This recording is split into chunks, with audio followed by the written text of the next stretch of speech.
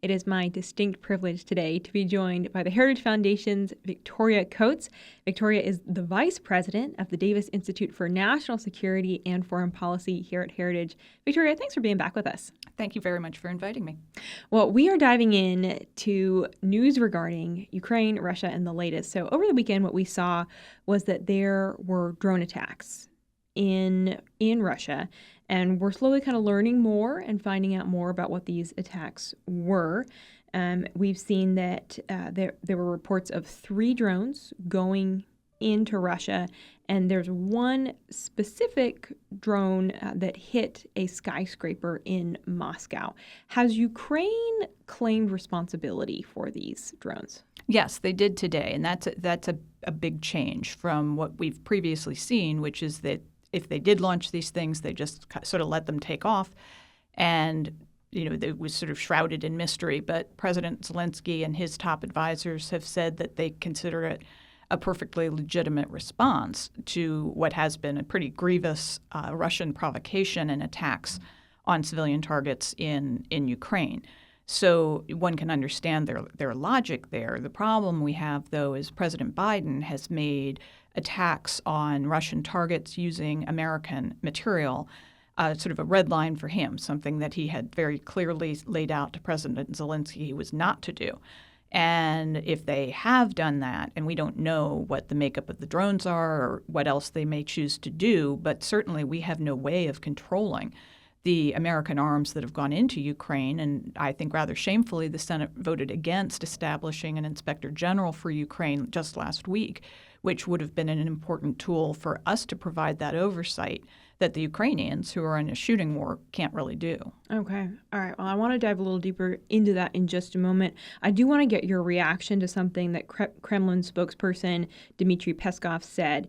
Following the drone attack, he said the counteroffensive is not going as planned, so Ukraine is opting for targeting civilian infrastructure. What is your response to that? Are we going to see more of this, do we anticipate, from Ukraine, where they're not only trying to hit targets within Russia, but they're specifically targeting civilian infrastructure?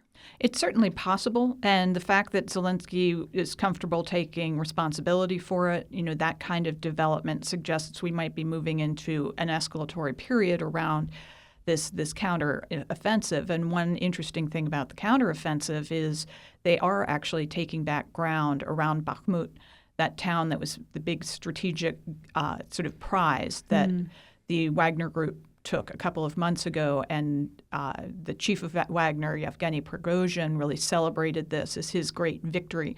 Well, that's being clawed back, and it's slow.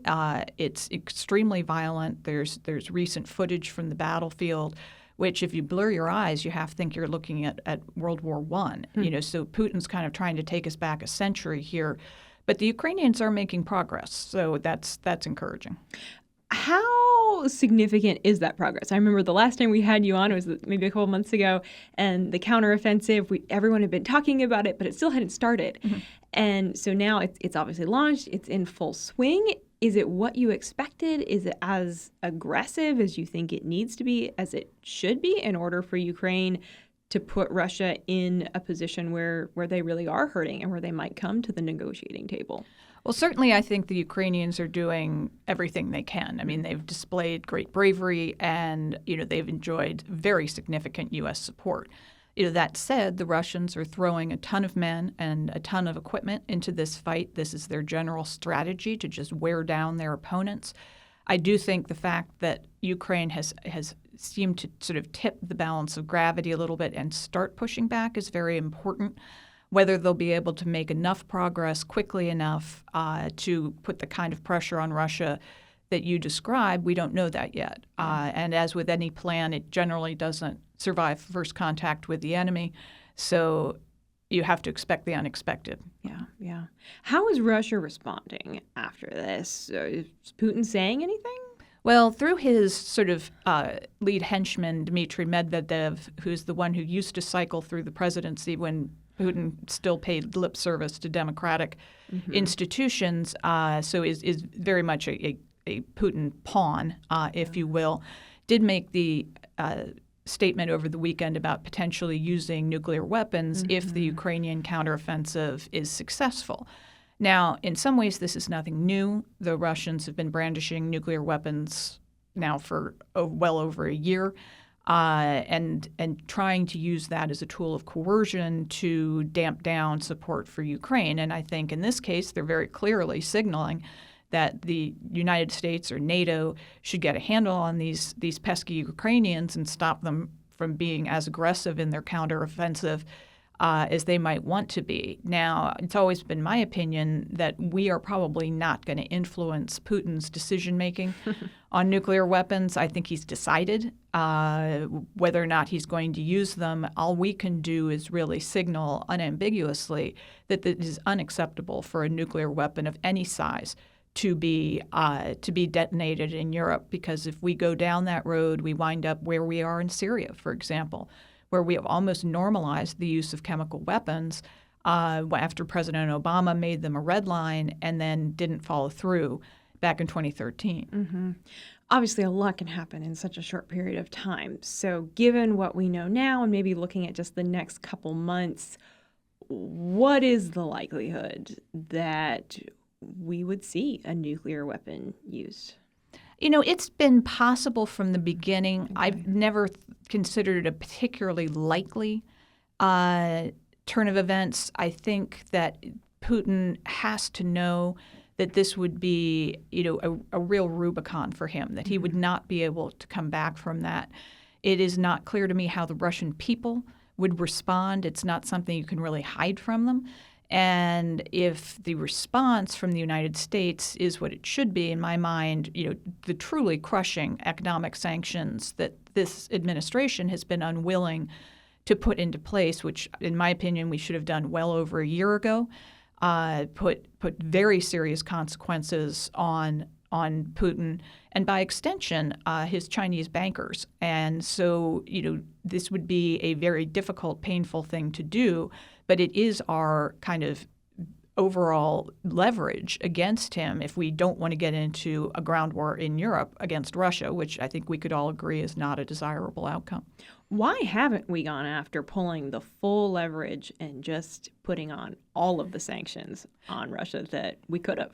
Sadly, it's domestic energy prices in the United States. The Biden administration actually wants the Russian products to keep moving. They tacitly said as much when Prime Minister Modi was here a couple of weeks ago, that instead of pressuring India to stop importing Russian oil and then processing it and then selling it to Europe as an Indian product, which can be done under current EU regulations, instead of pressuring them to stop, the administration basically said, we are willing to countenance this. This is okay. As long as the energy prices around the world don't spike. So that would be part of the pain, which would be real, that we would incur, but we might get to the end of the war. And get there a lot faster. Much faster. Okay.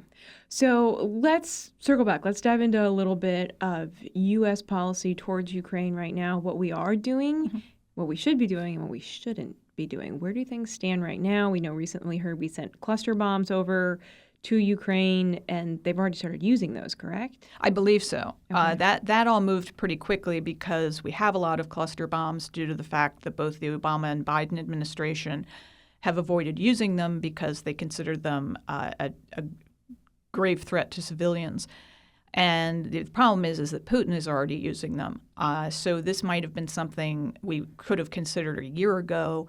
If we did want to actually arm the Ukrainians effectively and win the war, if that were the goal, doing it now, just seems kind of piecemeal, the way everything else has. And, they're talking about the F-16s now, which is something Ukraine has repeatedly asked for. The heritage position is that given the time it takes to train folks up on that plane, that it's and a couple of other considerations. That's not a great answer for Ukraine right now, but the president's pattern seems to be that they'll make a request, he'll wring his hands for somewhere between 6 weeks and 3 months and then agree to send it to try to score some political points. But it's significant thing for our listeners that I think everybody has to be on the watch for is how they're going to approach the next supplemental funding request. Okay.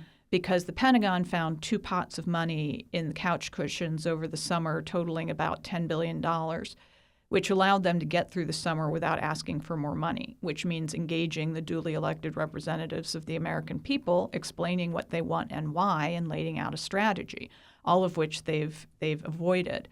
And now it looks shamefully like they are going to try to attach Ukrainian supplemental to the disaster relief must-pass funding appropriations vehicle for FEMA. So this is hurricane relief going into hurricane season rather.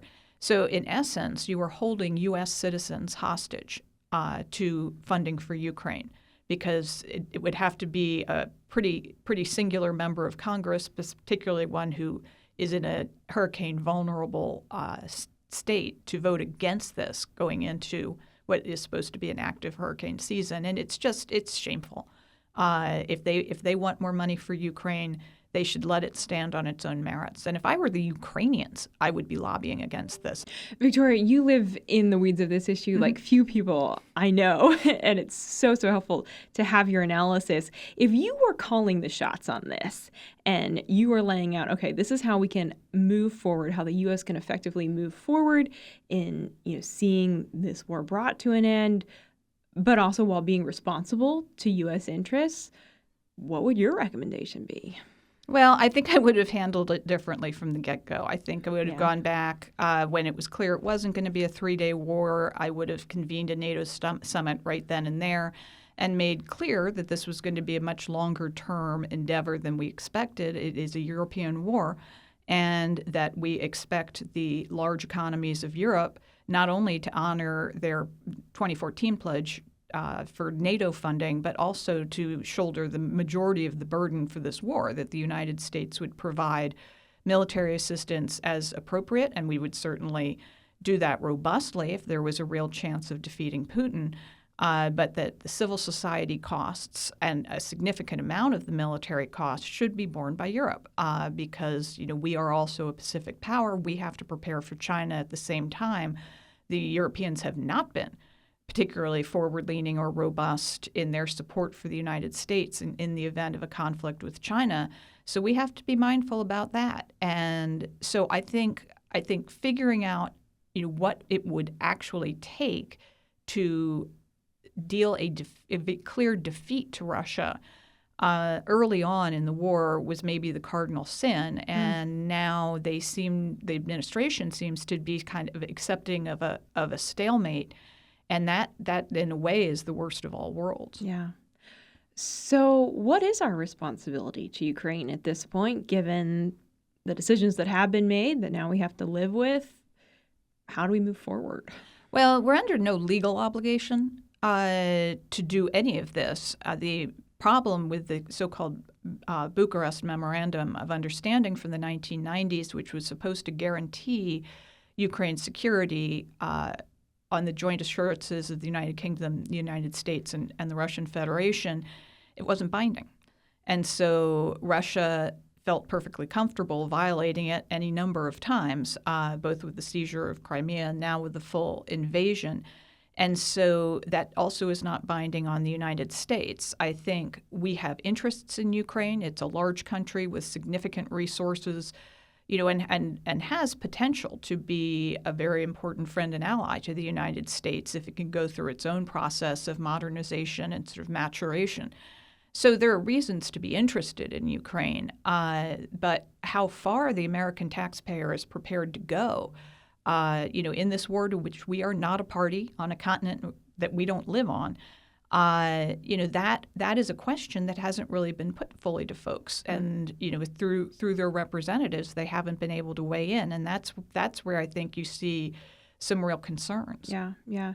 Victoria, any final thoughts before we let you go? Things that the American people really should be aware of as we continue to hear a lot about this in the news, and my thinking as well. Congress is out in the month of August. There's probably going to be a lot of focus on Ukraine in the news cycle.